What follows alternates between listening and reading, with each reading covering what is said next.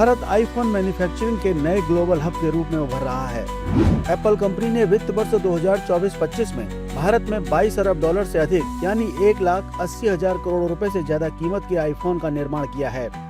Bloomberg की एक report के मुताबिक दुनिया में बिकने वाले हर 5 आईफोन में से एक मेक इन इंडिया होता है, यानी दुनिया के 20% आईफोन भारत में बनते हैं और यहीं से निर्यात होते हैं।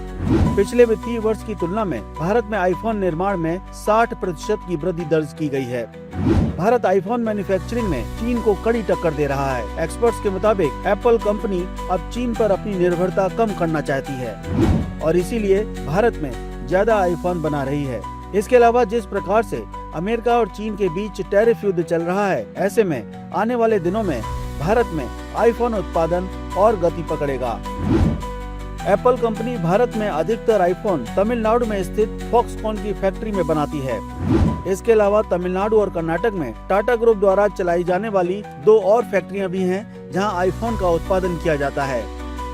इन्हीं फैक्ट्रियों में बने आईफोन को एप्पल भारत और दूसरे देशों में बेचती है। भारत में हाल के वर्षों में मोबाइल और इलेक्ट्रॉनिक सामानों का उत्पादन और निर्यात बढ़ा है।